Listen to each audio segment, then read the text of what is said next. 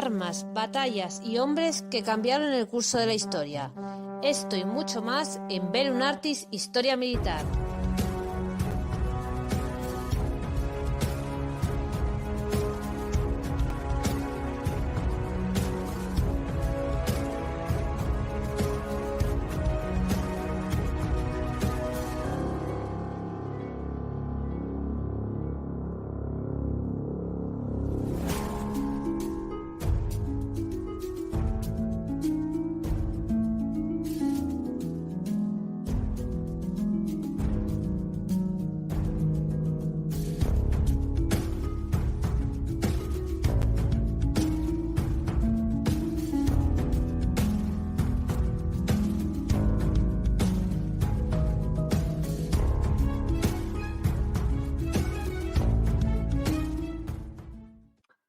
Hola amigos de la Historia Militar, bienvenidos a Vero Martí, bienvenidos a vuestro canal. Hoy vamos a tocar uno de esos temas transversales, un poco más de medio caballo entre actualidad, política, historiografía, historia, nacionalismo, ¿no? Y para ello nos acompaña una vez más, si no lo conocéis tenemos otro programa con él, el que hicimos de hispanofobia, José María Ortega Sánchez, que si no lo sabéis, él es licenciado en Derecho por la Universidad de Valladolid, máster en Política y Democracia por la UNED, experto en religiones y entre otras muchas cosas, coautor, como ya sabéis, del libro que citamos en el otro programa, La disputa del pasado, España, México y la leyenda negra, editado en Turner en 2021. Buenas, José María. Buenas noches, David, y bueno, buenas noches a todos los que nos siguen. Y bueno, esperamos que sea un programa al menos interesante, del cual las personas que nos acompañan puedan sacar alguna cosa útil, ¿no? Pues vamos a abrir varios melones, ¿no? Y uno de ellos, que es el tema de fondo, ¿no? El telón de fondo. ¿Cuál es la configuración de todo el proceso que lleva a una actualidad en la que a día de hoy, en el México del siglo XXI, el México de la cuarta transformación o como la queramos llamar,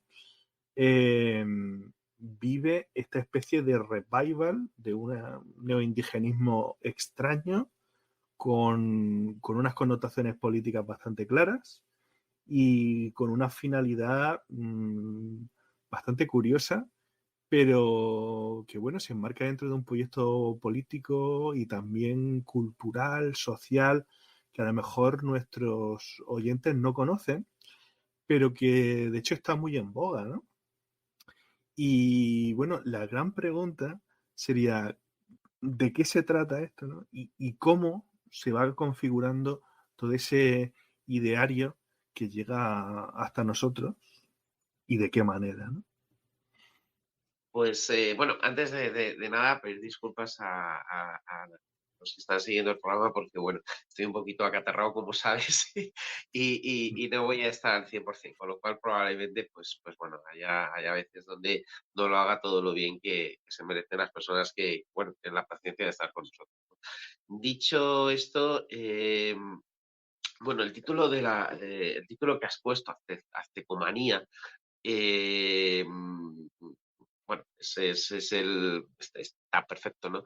Es una palabra, aztecomanía, que fíjate, yo sí que la he utilizado ya en algún texto que he publicado en Cuadernos de Pensamiento Político de la Fundación FAES, sí que aparece ese término y bueno, ahora es un poquito de lo que voy a hablar, es el título de un capítulo bueno, me han invitado a participar en un libro y bueno, mi capítulo se llama así precisamente, Aztecomanía. Es un término al cual yo llegué a través del término egiptomanía. Hay un libro que está muy bien, a mí el Antiguo Egipto me gusta mucho. Entonces, bueno, de egiptomanía a aztecomanía, pero después buceando en la web, yo pensaba que quizás ese término se había utilizado más veces, ¿no? Parece que es un término bastante, bastante fácil de llegar a él, ¿no? Pero no, yo solamente lo he encontrado, bueno, en un texto no tiene nada que ver, que es sobre ópera, se aparece de una manera totalmente accidental, y luego en un blog y todo hay que decirlo, ¿no? Cada cual lo suyo, en el año 2012, que se llama El Mundo Según York, YORCH, si no recuerdo mal, que bueno, es anónimo, pero la verdad que está muy bien, es interesante, ¿no? Es sobre política, actualidad de México y tal. Y en el año 2012, en ese blog se publicaron 2 capítulos con ese título, ¿no? Aztecomanía, ¿no? Y en el mismo sentido, es decir, la idea, digamos, de esa vinculación de México, de lo que ha sido el Estado-Nación México a lo que llamamos el Imperio Azteca. Es decir, no vamos a entrar en si Imperio Azteca está mejor o mejor dicho, porque no, simplemente es lo más conocido, todo el mundo lo entiende, con lo cual vamos a hablar de los aztecas, del Imperio Azteca, etcétera. Ya sé que no es un término ni el primero, el Imperio Azteca, ni Azteca en sí, estos son términos quizás lo más adecuado posibles, pero bueno, son los más conocidos, ¿no? Y bueno, yo lo utilizo en ese sentido, es decir, lo que está claro es que desde que México surge como Estado-Nación, es decir, México surge como Estado-Nación en 1821, la primera declaración de independencia es de 1813, pero digamos que surge como Estado, se independiza de verdad en 1821, es cuando se consigue la independencia. Veo que estás poniendo unas imágenes. Bueno, ahora hablaremos de estos personajes. Entonces, desde ese momento, es decir, hasta nuestros días,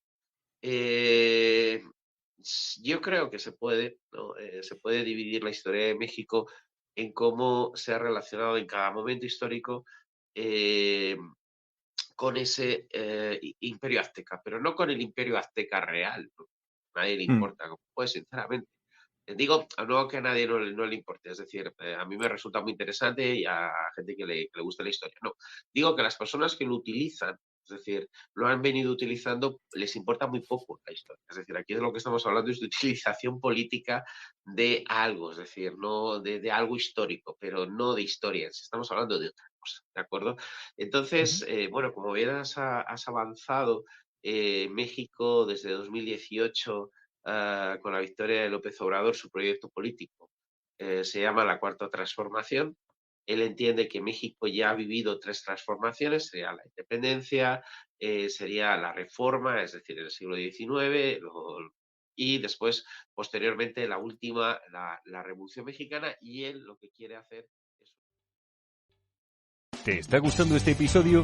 Hazte fan desde el botón Apoyar del podcast de Nivos. Elige tu aportación y podrás escuchar este y el resto de sus episodios extra. Además, ayudarás a su productor a seguir creando contenido con la misma pasión y dedicación.